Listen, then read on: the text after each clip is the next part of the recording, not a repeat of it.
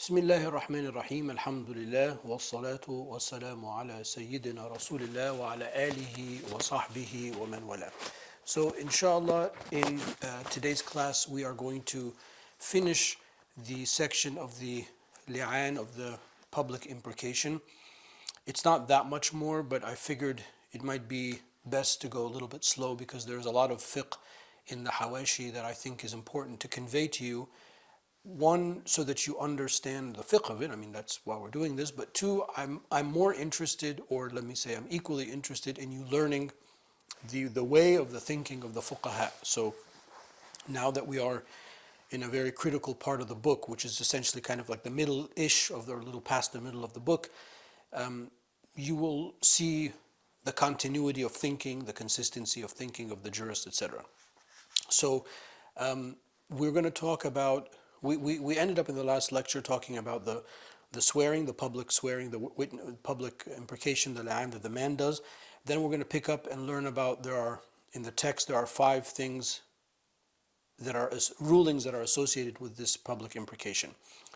In reality, when we come to discuss them, they're really more than 5. So these 5 are sort of like categories, and then the way a jurist thinks, well, if you think about these categories, each one, well, if this is true, then 1, 2, 3, 4 is also true. If this is true, then 1, 2 is true, so on and so forth. So, well, it's obviously not going to be an exhaustive list, but I want, when we discuss, you to be aware that these 5 things that are necessarily concluded from the man's public imprecation, underneath them will be associated rulings. So the way that the fiqh discussion is, the man does the imprecation, and if he does the public imprecation, then these things will happen. It's not necessary that the woman does the imprecation, but obviously she will, to protect herself from being punished. So then we discuss, if the woman does the public imprecation, then she protects herself from being from the hadd punishment. And there is a difference in the verbiage that she uses. So I want to draw, instead of asking for Allah's curse, she calls on Allah's anger or Allah's wrath. The fuqaha talk about why there's a difference. And then based on that, as we come to conclude the section, we will also learn that if you mess up in the language that you use, either the man or the woman, then the public imprecation doesn't work. It has to be done again. Okay, so this is the main thing that we'll talk about, the main topics we'll talk about. We'll begin the discussion in the next clip, inshallah.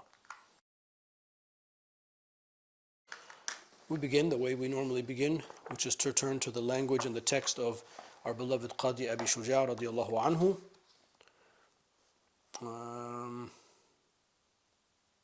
قال المصنف رحمه الله ونفعنا بعلومه في الدارين آمين ويتعلق بلعانه 5 أحكام سقوط الحد عنه ووجوب الحد عليها وزوال الفراش ونفي الولد والتحريم على الأبد ويسقط الحد عنها بأن تلتعن فتقول أشهد بالله أن فلانا هذا لمن الكاذبين فيما رماني به من الزنا 4 مرات وتقول في المرة الخامسة بعد أن يعظها الحاكم وعلي غضب الله إن كان من الصادقين.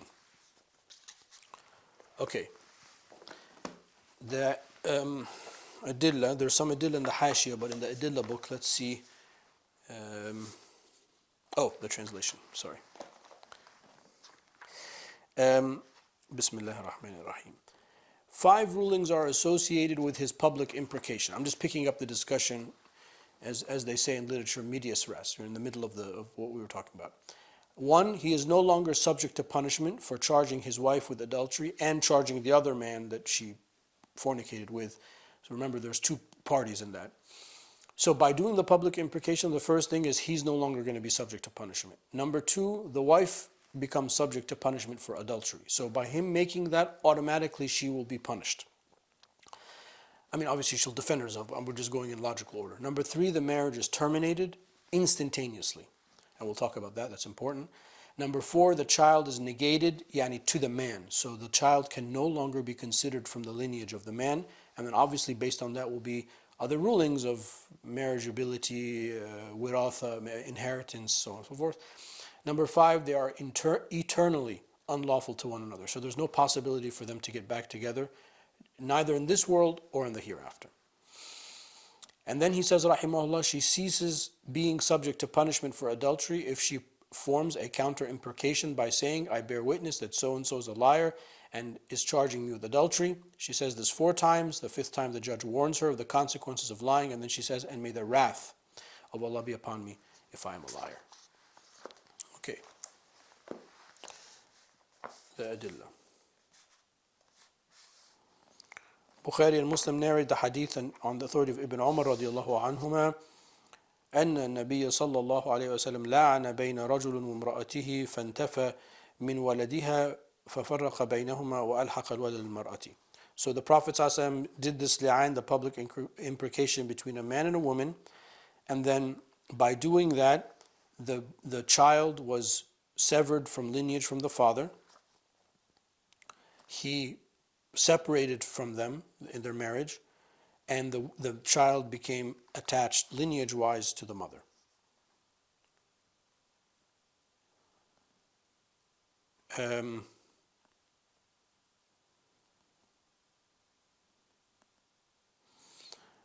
In the narration of Bukhari, the Prophet ﷺ said, حِسَابُكُمَا عَلَى اللَّهِ أَحَدُكُمَا كَاذِبٌ لَا سَبِيلَ لَكَ عَلَيْهَا. So the Prophet ﷺ said, your recompense, reward, punishment is with Allah Ta'ala. One of you is lying, because obviously both of them can't be saying the truth in that fact, in the way, the structure of the verbiage. لا سبيل لك عليها, and then no longer can you marry her after this.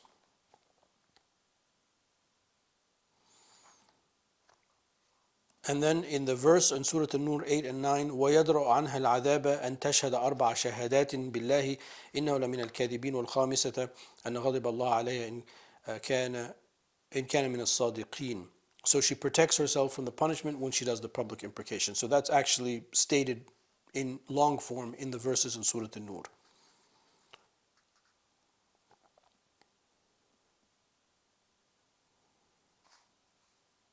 Okay. I mean, the adillah on that section that we're reading is a little bit on the light side, but in the hashia, I'm going to actually do something a little bit different in today's class. I'm kind of almost going to go line by line in the hashia for the reasons I mentioned in the introductory clip. So,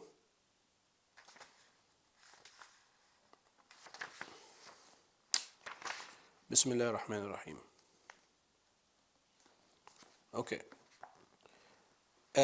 So he says, rahimahullah, that I'm looking for a pen.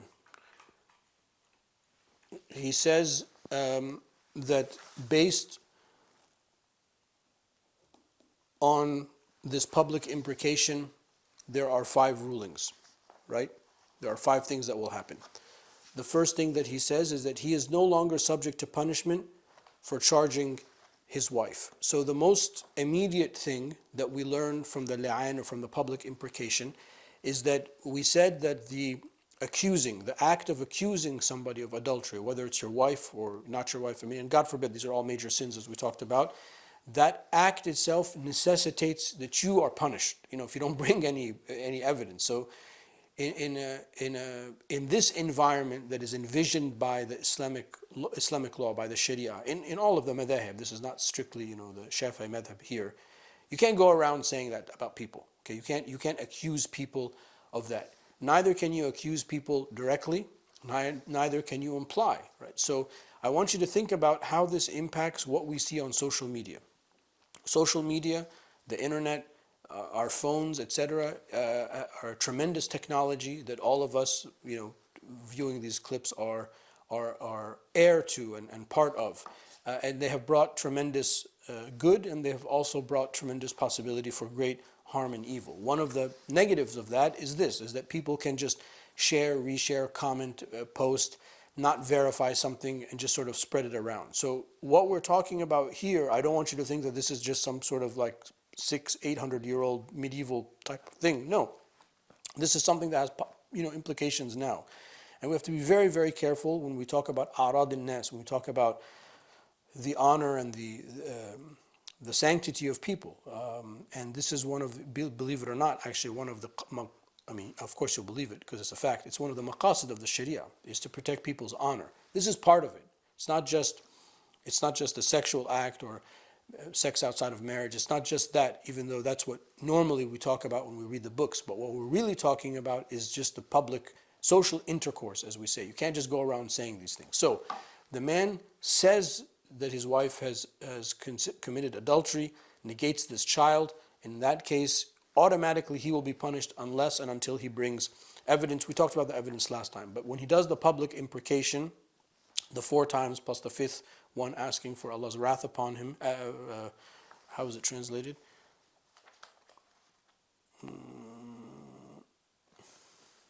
Curse, the curse of Allah subhanahu wa ta'ala on him. Then automatically the first thing that we learn is he is not going to be punished.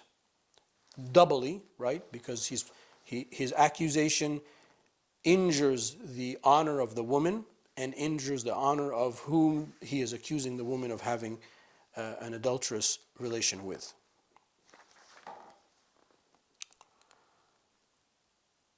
وَثَانِي وُجُوبُ الْحَدِّ عَلَيْهَا. Then the second thing is then, and the translation is not accurate here, the wife becomes subject to punishment.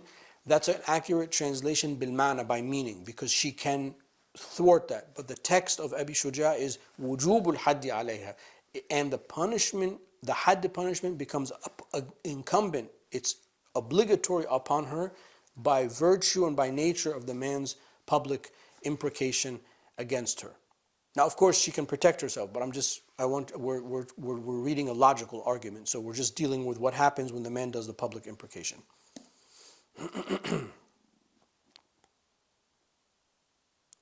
Now, whether she's a Muslim or not Muslim, the hadd punishment is obligatory on her. In the commentary, Ibn Qasim says, Muslima kanat aw kafira, whether she's a Muslim or a disbeliever. And you've heard my commentary before on using the word kafir in this context. I think it's a little loose by the pre-modern fuqaha, because here we're talking about the possibility of marrying Ahlul Kitab, for example, and things like that. Or if it's a public imprecation being done by both parties are non-Muslims. So that when we talked about that. Okay. So if there's a public imprecation and somebody's a non-Muslim, a minority, and they don't have a legislation that governs that, then they will, and they're citizens of a Muslim state, they will be governed by this. That's what I wanted to say. I'll pick up the discussion in the next clip, inshallah. Okay, so we did the first 2 things. Number 1 is that he protects himself from being punishment, and number 2, automatically the woman will be punishment, and then number 3 is zawal al-firash, the severing, the marriage is terminated. Okay, so when the marriage is terminated,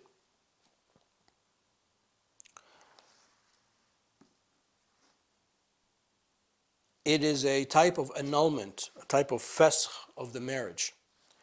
Like he says, ar-rida, like wet nursing. So if 2 people are married and they go to the judge, or somebody brings, or a woman comes from a village somewhere and says, no, I nursed you 2. You guys are related.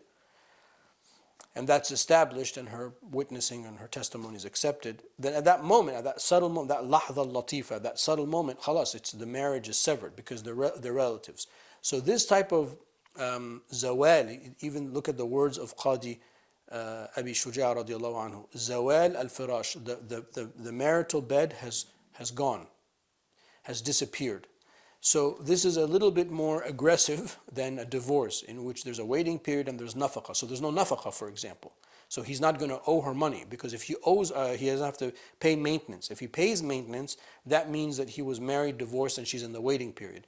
So she's pregnant, he doesn't have to give her waiting maintenance. If there's no child involved in the imprecation or in this situation, there's no upkeep of the lady, because it is an annulment, a type of an annulment of the marriage. So when he says al-furqa, when he says that they are separated, this is al-baynuna. This is a permanent one. So as I said, based on that, there's no nafaqah, there's no maintenance, even if she's pregnant. He's also going to deny the pregnancy if in his public imprecation he mentioned that the child is not mine. There's going to be no inheritance between the husband and the wife, well, because they're no longer husband and wife. He can marry 4 others, women, at that moment, meaning that she's not one of them. And who it was haram to conjoin, like her sister. A man can't marry 2 sisters at the same time. That disappears because then he's not married to her anymore. And then he says, and وغيرها من الأحكام, and other types of وغير ذلك من الأحكام, and other types of rulings. Okay, so when I said in the introductory clip is that even though in the text, and it's 5, I mean when you're tested you're going to remember that there are 5. I just want you to understand that these 5 are like almost, they are rulings, but they're also macro rulings, let's say, and underneath them would necessitate. So if we're saying that the marriage is annulled, well, based on that are the things that we just said. So each one of those would be another point. And at the end of the chapter, we're not going to repeat that. At the end of the chapter, he enumerates a lot of the things that you find in the longer books of fiqh. And then the 4th one, the child is negated. So there's no nasab, there's no lineage between the child and the man by nature of the man doing the public imprecation.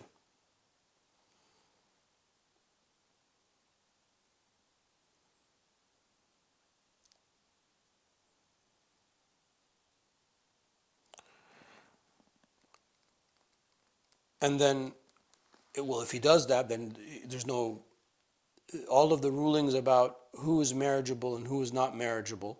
So if he had another child, technically that child and then this previous child that he's negated are not relatives, even though the judge would be very hesitant to allow that type of marriage. We talked about that before. And he is now the child, Ibn Zina, he's a child of wedlock, and he's going to be attached to his mother. And this is from the hadith in Bukhari and Muslim that the Prophet ﷺ, and then the child is now brought and attached to the mother. Interestingly, he says, and this is because I have twins, so he mentioned something about twins. He says it's not permissible that you negate one twin and not another twin. And the reason he says that, and then he said it is not normal that Allah subhanahu wa ta'ala would cause 2 children to be in the womb of a woman that have 2 separate fathers. Maybe in some sort of scientific, engineered, synthetic, artificial situation, I don't know, maybe that's possible medically, scientifically, but he's saying عادةً, normally, in a normal situation. And here we're dealing with a normal situation. So if the woman is pregnant in twins or more, triplets, quadruplets, whatever the case may be, his negation is a negation of all of those children, just sort of a little side thing. Now, when it comes to the negation, this is important, the negation is immediate. So one of the things that he says, if somebody comes and tells a man, your wife just had a child, and the man like, mashallah, that is the opposite of a negation. So a man can't do that and then come later and negate, because that is an acknowledgement that it's my child. So it's important when we have these discussions that we also remember and recall, and I'm absolutely certain that you're sick of me saying this, that the Sharia is a precise instrument. And the words of the Sharia and contracts are very precise. So the bias of the Sharia is to keep a family together. So that's why we have these type of rules. So that's like a meta principle, that the bias of the Sharia is to keep the family together. So if a man expresses joy, or we said last time, has the child and then like a month later negates the child, that doesn't count, because that month of silence is a form of acceptance that that child is your child. So when we talk about the negating of the child, the same concept of fiqh that we find in another section in which we are relating to is returning something if there is damage. So if I bought this pen, remember we said, and usually I have a pen when I teach, so I usually use it as an example, and we say that this pen, there's a default in it, I got to return it right away. But if I use the pen and I write an essay with the pen, and then a month later I'm like, you know what, it's defective. You have accepted it. You have used it and accepted it.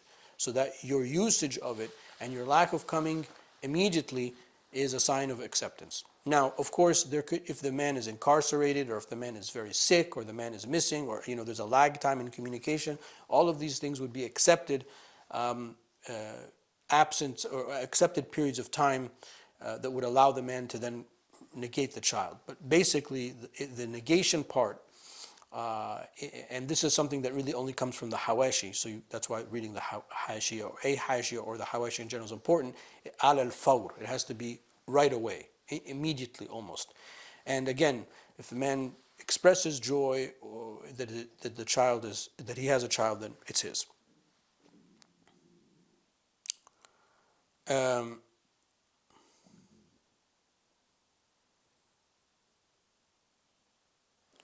Okay. Or if the man is like doubting, and then he's going to wait, let me see if this is really my child. That doesn't work. In this case, that doesn't work. The consequences are too grave to deal with.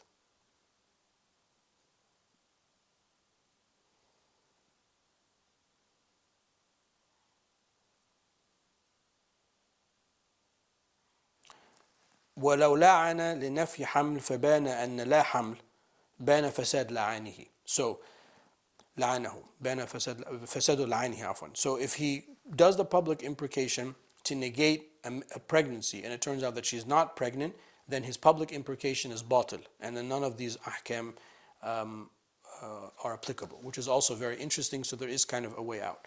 And then the fifth one, he says, eternally unlawful to one another. تحريم الملاعنة على الأبد. So there is no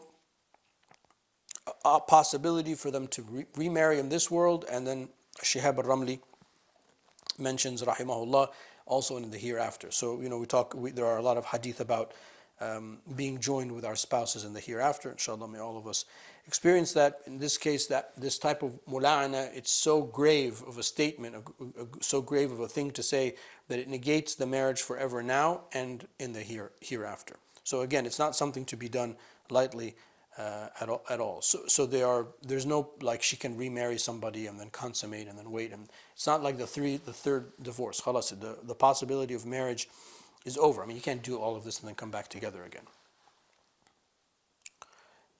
If he were to, like he says, if he were to acquire her as a slave in the future, some cataclysmic thing happened and he would not be able to have her as a slave and sleep with her.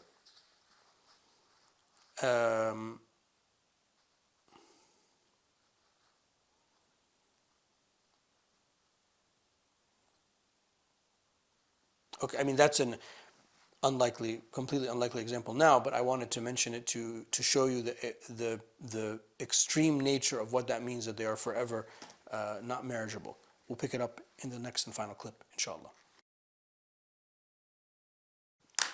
All right, so up until now we've talked about the man accusing his wife adultery, whether just adultery or and adding to that the negation of the child.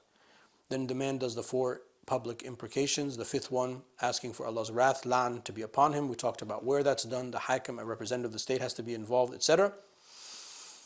And then we learn that there are 5 broad macro points of law, that by that public imprecation, automatically there are certain things that are going to happen.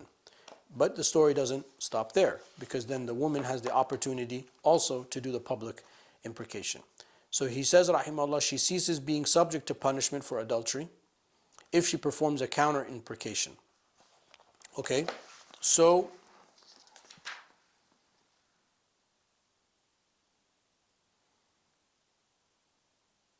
now when she does the public imprecation, the same general things apply. It has to be done in a noble place and in a noble time. So we talked about noble places. If we're Muslims, then the noble place is going to be the mosque. So a question happens, well, what happens if she has her menstrual cycle? Well, he says that she will come to the door of the mosque and do the public imprecation there, because of the impermissibility of a woman being able to go inside a mosque. Now, when it comes to mosques, it's important to remember that a mosque is determined as a mosque by its waqf document, by what it was originally established for. So, for example, Al-Azhar is not considered a mosque from the fiqh point of view, it's considered a school. And one of the reasons, that's how it was founded. And if you come to Egypt and you come to Old Cairo and you see the Azhar, you go to the Azhar, and I hope everyone can do that, you'll see there are all these schoolhouses all around it, kind of all together, and there's like a courtyard and a masalla area surrounded by all of these little schoolhouses, and on the second floor all these dormitories. So you can see that it's not a mosque, textbook mosque, it's a school or university. And one of the reasons why we had our classes there is that for this reason, that women can come and attend the classes no matter what. If you look at some of the old mosques because Cairo is where I studied, like Sultan Hassan Mosque.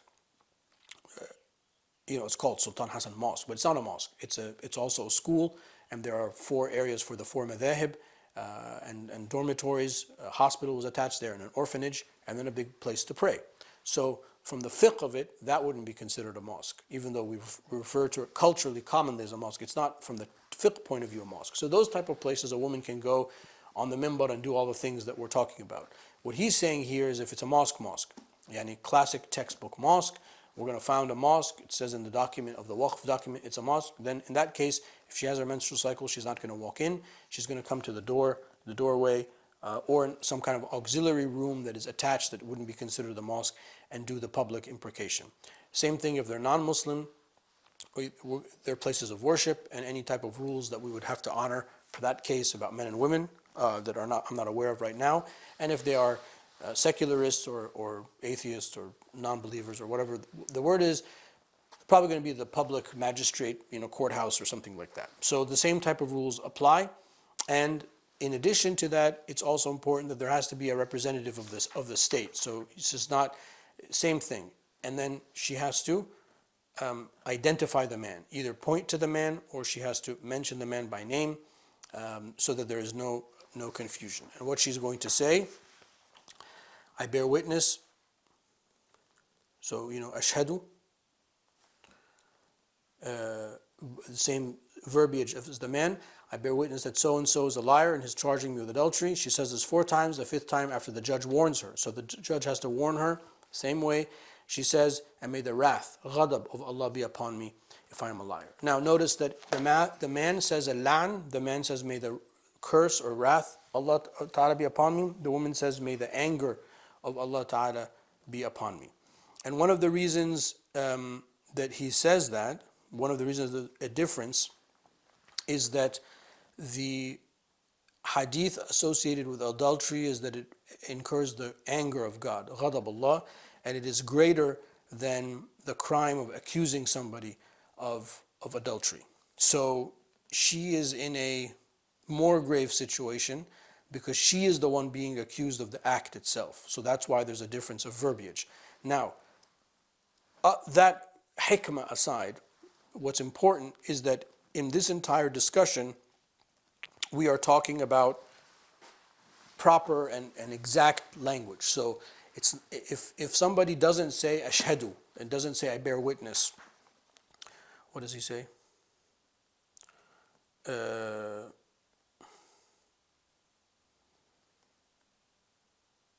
If he says ahlifu billah, I swear by God, that doesn't count. It has to be ashhadu, I bear witness.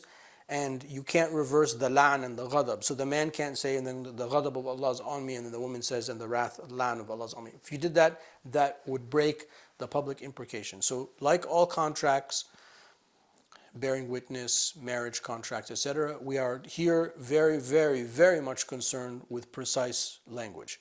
Now, an associated thing that comes up to this is, well, what happens if the person can't speak, or is blind, or mute, or something like that? So if they are able to sign it, if they speak sign language, for example, then that's accepted. Or if they're able to write it out, then that's accepted. So there's dispensation in that regard. Okay, so when the woman does this, when the woman does the counter imprecation, then all of the rulings that we talked about stand, with the exception of that there's no punishment. So she's not punished and he's not punished. Nor is the third party, the specified person who the man is accusing her of having fornication, is punished either.